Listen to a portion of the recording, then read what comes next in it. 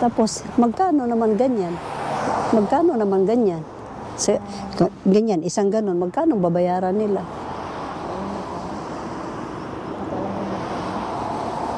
Kasi ikaw lang manguha, ikaw lang.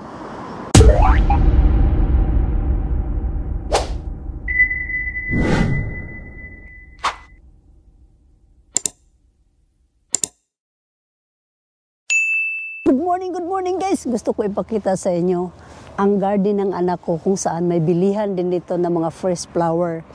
Na ang kalakaran pala dito, pag bumili ka ng bulaklak, pupunta ka lang sa area nila, tapos nakasabit na yung gunting, nakasabit na yung plastic.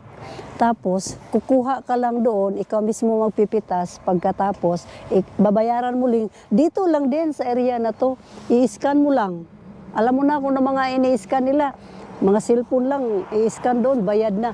Ganyan pa lang, ganun pa lang kalakaran dito, no? Napaka-systematic ang kalakaran dito, direct silang magbabayad mismo doon lang sa garden na yun. Hi, ma. Wala dito doon sa likod ko, itong sa likod ko. So, namitas na siya. Hi, thank you. Kumuha lang siya kung ilang bang bugkos ang gusto mong kunin. Tapos yun, scan lang niya dyan, bayad na, doon na, bit-bit na niya, dala na niya. Bigay na niya yun sa mga mahal niya sa buhay. Isipin mo yun. Yung kanina, may dala siyang credit card. So, matik, i-scan lang nila dyan, no? Yan. Pero, kung wala ka namang dalang credit card, cash, dito, susuksok mo lang dito sa coins na to. Yun, kung wala kang dalang cash. Sa mga nagbabalak dyan, huwag mong gawin, dahil hindi mo kayang dalhin. Napakabigat, guys. So, iba't iba talaga ang kalakaran, no? Sa bawat country na ginagawa ng Diyos, no? So, ngayon pupunta tayo sa area kung saan nandito sa likod ang maraming flowers. Oh, malapit na bang, February? O, tingnan mo guys, ito isa, bibili din siya. So kailangan pala dito, magtanim ka lang ng magtanim. Tapos, no? Hay nako. Isipin mo yan, no? Kung ilang ang girlfriend mo, kumuha ka lang sari-saring dyan, yun, matik na, mabigyan mo pala anytime, mabigyan mo siya anytime. Yan lang muna ang ang binibinta nila, yan lang muna bubuhay. Pero sa summer, iba't ibang kulay. Pag sa summer, iba't ibang kulay. Ito yung puti. Iba't ibang kulay at iba't ibang klaseng bulaklak, guys. Tingnan mo sila, oh. Ayan na, nag-harvest pa, oh. Tingnan mo dala, may dalang gunting. Oh, yan, oh, ang mga namimili, ganito lang, oh. Direct lang sila nangunguha. Kung ako magpa-farm dito, lagi akong magtanim. Habang tanim agad. Kasi wala ka ng problema sa buyer, eh. Diretso na lang, dadrop na lang nila mga kotse nila, kuha na lang sila ng kuha, eh. Yan. Kita mo yan si Dodong. Matik na, ilang kayang regaluhan niya. Makakapili ka pa.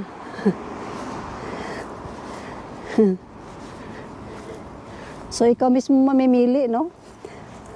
Mga fresh talaga ang So ngayon guys, diretso na naman tayo sa farm ng anak ko kung saan ang tanim repolyo. O, sige nga, dalawin natin kung ano naman ang natanim nila doon. Baka pwede na tayo doon mag-harvest, no? Kasi matagal-tagal na rin nilang hindi nadalaw yun. O, dito itinan mo guys, oh, panibagong tanim. O, di ba? Panibagong tanim. So, nakakabawi din kaya sila nun? Nakakabawi din kaya sila? So, ito naman, yan, napakagandang pwede lang sana magdala ako sa Pilipinas kasi ganyan lang, bunga na, iba't ibang kulay na kaagad, oh. Kaso, alam naman natin na bawal. Hanggang tingin na lang tayo. So, dito na tayo sa farm. Dito pala, ang kalakaran pala dito. So, kanya-kanya silang area. So, kung medyo malaki ang mo, nang nabili mo na area, yan din, katulad dyan, hanggang dulo, ganyan. Pero, Kahit, alam mo dito guys, ganito lang kaliit pero mahal pa din. Mahal. Sipin mo yun. Alam mo, dito pa lang. Magkakitaan lang kayo dito, di ba? Boundary to boundary. Kung may tanim silang talong, ikaw naman, pichay. Ayan, madali lang, no? Kasi wala silang bakod-bakod. So, kita mo kagad kung anong tinatanim nila. Tapos, ito, ganda talaga, kasi lahat ng mga damo, pinalanta lang nila dyan. So, magagamit din nila yan pang fertilizer. So, punta tayo sa dulo. From here to there, yan, puro garden lang. Garden nila dyan, guys, hanggang dulo. Ganyan-ganyan lang, pero mahirap din pala maguna dito. Ito na nga, i-check natin kung anong mga tanim nila. So, dito na side, kung nakikita nyo, ganyan, pero puro flowers. Ang tanim niya, puro bulaklak. Hindi pa ganong nabubuhay. So, pag nagbubuhay yan lahat, puro ang magsulputan yan, mga bulaklak. So, dito naman na side, sa kapitbahay niya, mga gulay. Ito sibuyas, oh. Yan, ang tanim naman niya dito, sibuyas. Tapos, hindi ko alam, pichay na maliliit ba yun? Anong klase yung tanim na yun? Oh, tingnan mo guys, dito na side, ito ang tanim niya. Napaka-cute, no? So, pag nag-harvest ka dyan, ingat na ingat ka. Kasi, iba-ibang mga kulay, kasi nga, para colorful ba? Dito ulit na side, ganun din. Ito pa, malapit na siya mamulaklak, oh. Siguro puro pula din yan. Kasi pula kung gano'n, oh. Oh, tingnan mo, nag-harvest siya, bumili na siya. So, silipin natin sa pinakadulo kung ano mga tanim nila, no? Yan, flower. Ang cute pala nila dito, no? Ano ba to? Habi-habi ba nila ito? Habi-habi nila ito na parang ang liliit lang, tapos, para lang siguro ma-exercise nga sila. Di ba? Para ma-exercise lang siguro sila. may dinosaur, oh. Siguro ang may-ari nito, bata. Itong garden na to. Diyan ka lang, sir, ha? Huwag kang mangangagat. Behave ka lang dyan. At ako ay mag-inspection pa ako dito sa mga garden nila kung pasado ba to sa DNR. Ito. Maganda rin itong idea na bulaklak ito kasi yun ang ginawa nilang pinaka-bakod nila. So kung ayaw mo makita yung kapitbahay mo, yung mga kapitbahay mong tala-tala, kapitbahay mo palang maganda. Yun, tanim mo lang ito para hindi mo siya makita sa dulo. Ganon, yun. Ay nako, dami mong alam, Bek. So ito naman, gusto ko siyang iuwi sa Pilipinas para Christmas tree siya. Monthly, walang December sa akin kasi kung mabuhay lang to, itanim ko to sa bahay namin. So araw-araw sa amin Pasko, di ba? Sana nga lang kung pwede lang. Oh, ito namulaklak na siya ng dilaw. Ang dilaw ay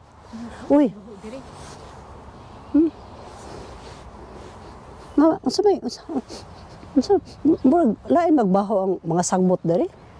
Ganun ba yan? Baka nilalagyan ng mga kung mga ano-ano. Tapos tingnan mo naman ang kanilang saingan. O di ba? Pag nagbanding-banding sila dyan, pwede sila mag-ihaw-ihaw. May pugon ba? Pagkahaya-hire good, nila O dito tayo sa dulo. Check natin. Ito. Uy, ang ganda nun. Ano kaya yun? Yun yung pinakain mo sa amin na bilog-bilog. Di ba? Yun Yan pala pwede pala tanim yan, Ay, kasi nakakain kami yan guys pagdating, sus, napaka-healthy. Pangklaseng sibuyas yun, bakit ang lalaki na? Sibuyas pa ba yan? No? Itong malupit guys, kasi kahit maraming damo, lumalaban ang mga bulaklak. Tamo. Di ba? Madamo siya, pero nabubuhay pa rin yung mga flowers niya. Kalain mo yun? Ayan si ate, na-garden.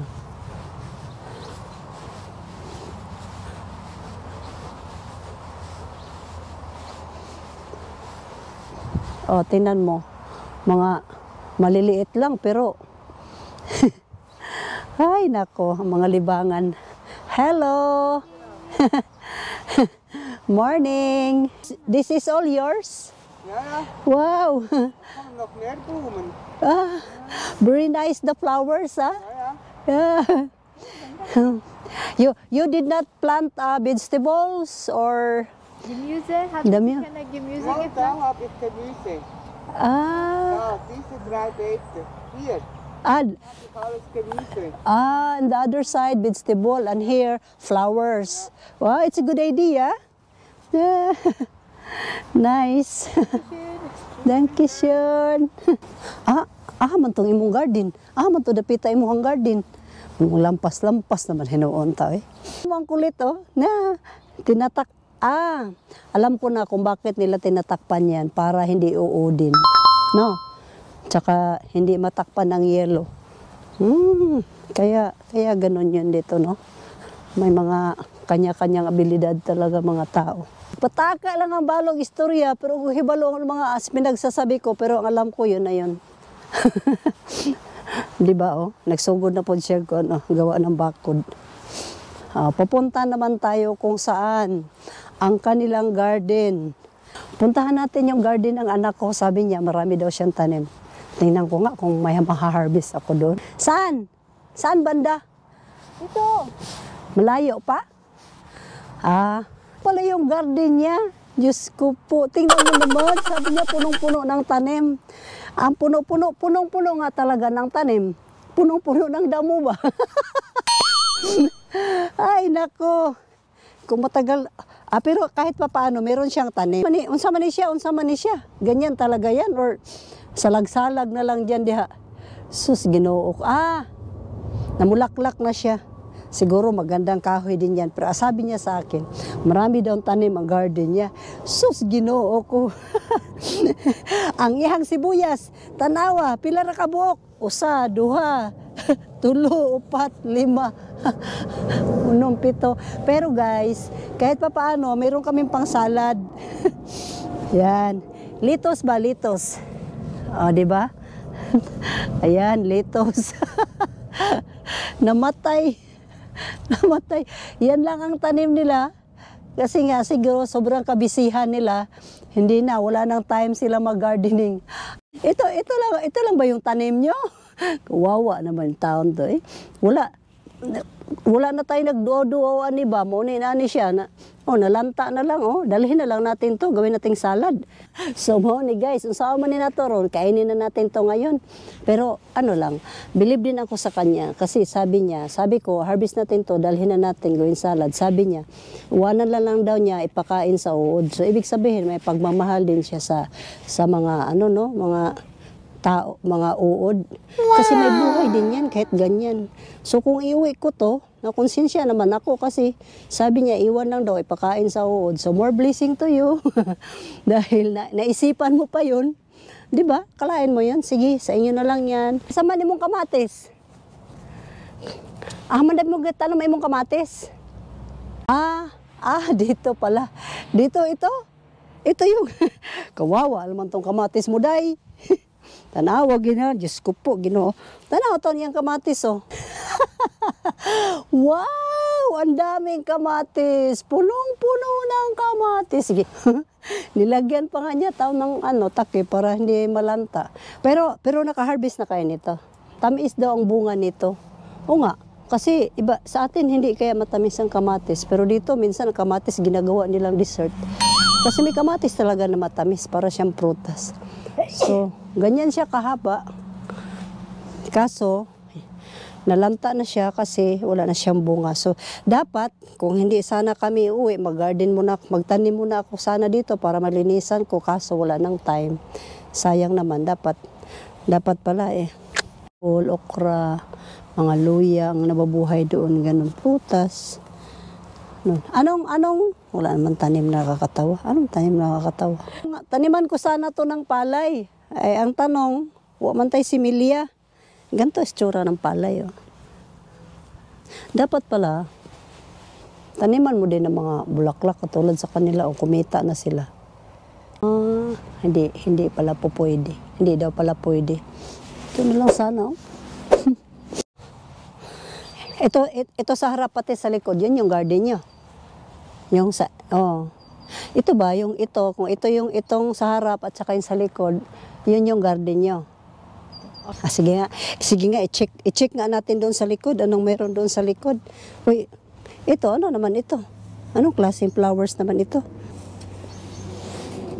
Uy, may amoy sibuying man. Ano to?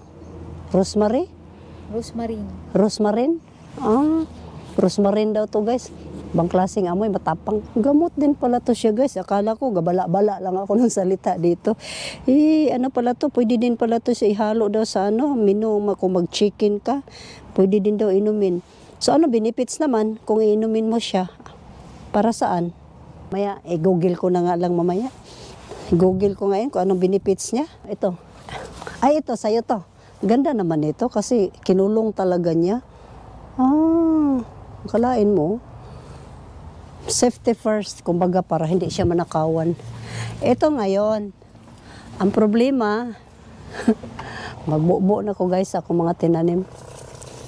Kasi, para naman makainom tong mga tanim. Wawa naman ito. Ito na nga lang, kamatis, baka may pag-asa pa. Kailangan mamunga kayo. Pati tubig, dilaw. Kailangan mamunga kayo ha. Sana na gibisbisan mo na ako, sana magbigay kayo ng magandang bunga nang sa ganon, pagbalik ko, gaganda na naman ang kutis ko. Yan. Ito, magbunga ka ng maganda, saka yung flowers. Mura, manantag, laro-laro, may paykabaw, Kani, mura magharus-harus lang. Matubo raman gihapon dayon ang sagbot, Kanang kuang jud. Daro jud. Ibalik lang nato guys kay sabantas tag iya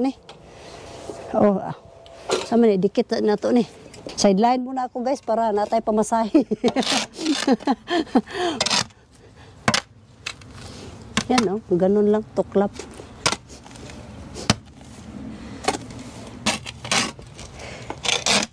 Isang pandusan lang Pahulay sa ta. Hulay sa ako. Kapoy man. Magmuni-muni na nga lang muna ako dito. Baka sakaling may mahulog na Genie. Genie! Mahulog ka na sana! Kala ko pa naman dahil dami kang mga plants dito. Curious tuloy ako. Yung pala, gunahanan pa man. Sagbuton pa man kay daghan kay silang pangguna diri ay. Ito mo na yung pangguna dyan Ito. Talinis pa sa nguso ni Baba. Hi ba? Ito yung pangguna nila ba? Sus. Diba? Maliit masyado. Kani siya, ato ni siyang ibton para makaginhawa ang yuta. Para po ni siyang live. Kung sino yung mga toxic na ibton ni mo ba para makaginawa mo kinabuhi. So ganito guys, maguna muna kami Maguna sa mi dire sa mi manguli kay luoy man ni ilang kuan unsa man ni siya gunahon ni dili. Mahirap magguna. Daghang kalaban. Kay kuan man go dire ba. Nainani parehani. Anang kung ano ba siya gunahon ba siya di ba kasi parang bulaklak siya. Sayang kasi. Sabi naman niya sagbot daw ito. Akala ko pichay. Dito mo ilagay yung mga sagbot na pinagunahan namin. Di ba? Dito natin ilalagay yung mga toxic na tao, ST. Dito pala namin ilalagay yung sagbot. Ginoo ko. Yung damo na ginuna namin. Buanga, Sorry. Nahuslo na, nabuang. Sabang kita ni Stagia ba? Yan. Ganto guys, daghan kay silang kabuang dire, Kani imong ginuna, so di mo diha. Yan. So, sayang mahuman. Dahil nilagay natin to dito sa Doon kasi to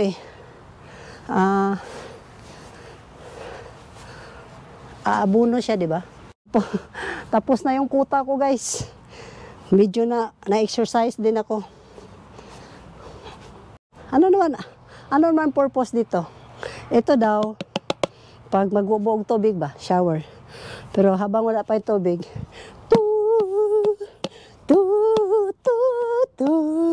din garden, garden ng balo, unsa man to, katol-katol man tong jawa ato. Guys, dito nagtatapos sa aking pagka-farmer sa puno na ito kung saan namunga siya ng apple pero nalata na, sayang di ko nabutan. Don't forget to like, share, and subscribe. Until my next vlog. See you soon!